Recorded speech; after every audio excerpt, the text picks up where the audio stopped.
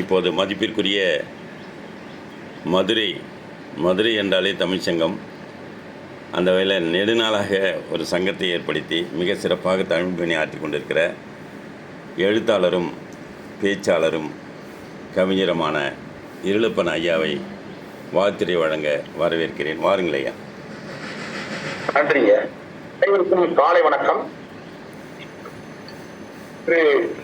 உலக புகழ்பெற்ற உலக திருக்குறள் புரோதல் இயக்கத்தின் 1200வது நாள் விழா என்ற வகையில் இந்த விழாவை தொல்காப்பியர் மன்ற மதுரை சார்பில் வாழ்த்துகிறேன். இது 4வது ஆண்டு தொடங்கி ஒரு மூன்று மாதங்கள் ஒரு 15 நாட்கள் ஆகிறது என்பது மிகவும் வியப்பாக இருக்கிறது. மிக சிறந்த சாதனை. முற்றோதல் ஒரு சாதனை என்றால் அந்த முற்றோதலுக்கு மாணவர்களை தயார் செய்வது என்பது அதை விட பெரிய சாதனை.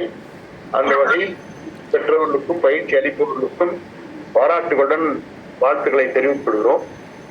இந்த 1200வது நாள் என்று சொல்லும் பொழுது தொல்காப்பியத்திலே 1200வது நூற்பா என்ன சொல்லுகிறது என்று தற்செயலாக பார்த்தேன்.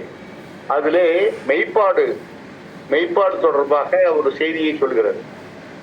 மூப்பு பிணி வருத்தம் மென்மை இது தொடர்பாக அந்த செய்தி இருக்கிறது. அதிலே என்ன சொல்றது என்றால், மூப்பே பிணியே வருத்தம் மென்மையோடு யாப்புற வந்த இளிவரல் நான்கே அப்படின்னு சொல்லிட்டு அந்த இளிவரல் வந்தா எப்ப எந்தெந்த விஷயத்துல வரும் அப்படிங்கிறது அந்த செய்தி. அப்போ அந்த அதுல இதுல குறிப்பா நான் என்ன சொல்ல வர்றேன்னா, எளிமையாக இருந்தாலும் ஒரு இலக்காரமாக பார்க்கக்கூடிய ஒரு தன்மை, அதை இளிவரல்ங்கிறது இழிவு. அப்போ நம்ம திருக்குறள் தொடர்பாக நம்ம பார்த்துக்கிட்டு இருந்த விஷயங்கள் என்னன்னா, அதனுடைய எளிமை இருக்கு. அது அந்த காலத்திலேயே அது புதுக்கவிதையாக, இப்ப எப்படி புதுக்கவிதை நிறைய பேர் ஒத்துக்கிறது இல்லை. புதுக்கவிதையெல்லாம் ஒரு கவிதையா அப்படின்னு நம்ம நினைக்கிற ஒரு காலம் இன்னும் இருக்கு. அது மாதிரி அப்போ திருவள்ளுவரும் மதுரையில திருக்குறளை அரங்கேற்ற செல்லும் பொழுது அன்றைய தமிழ்ச்சங்க புலவர்கள் அதை ஏற்றுக்கொள்ளவில்லை. இதெல்லாம் கவிதையை ஏற்றுக்க முடியாது, அது இவ்வளவு 2 அடியில் இருக்கிறதெல்லாம் ஒரு எடுக்க முடியுமா அப்படின்னு சொல்லி அவங்க அது புறந்தள்ளினாங்க. அப்படி இன்றும் கூட திருக்குறள்ல நாங்க பேருந்துகள்ல போக்குவரத்து கழகங்கள்ல வேற இங்க அண்ணா காலத்துல இருந்து திருக்குறளை எல்லா பேருந்துகள்ல எழுதிட்டு இருக்கோம். இப்ப கூடுதலாக உரையோட திராவிட மாடல் ஆட்சியில உரையோட எழுத ஆரம்பிச்சிட்டோம். இன்றும் திருக்குறள்ல ஒரு இலக்காரமா பார்க்கக்கூடிய ஒரு தன்மை தமிழர்களிடையே இருக்கு. அதுல அடிப்படை என்னன்னா, பெண்கள் திருக்குறளை மதிக்கணும். மதிக்கிறதுக்கு தர தமிழை மதிக்கணும். பெண் பிள்ளைகளுக்கு தமிழ்ல பேர் வைக்கணும். அது மாதிரி பிள்ளைகளுக்கு தமிழ் வழியில அரசு பள்ளிகள்ல சேர்க்கணும். இப்படிப்பட்ட மனநிலையில நம் வீட்டு பெண்கள் இருந்தாலே இந்த நாட்டில் நம்ம தமிழையும் திருக்குறளையும் நாம வாழ வைக்க முடியும் அப்படிங்கிற ஒரு கருத்து இருக்கு. அதனால இளிவரல் அப்படிங்கிறதுல எளிமை காரணமாக வந்திருக்குமோ அப்படிங்கிற ஒரு அச்சம் இருக்கிறது. அப்புறம் திருக்குறள் 1200வது குறள் என்ன சொல்லுது அப்படின்னு பார்க்கும்போது, உற்றார் உருநோய் குறைப்பாய் கடலை செராய் வாழிய நெஞ்சு அப்படின்னு சொல்லி அந்த திருக்குறள் சொல்லுது.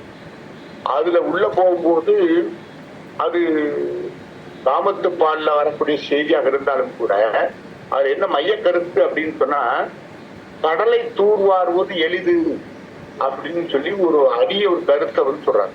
எனக்கு வியப்பா இருந்துச்சு.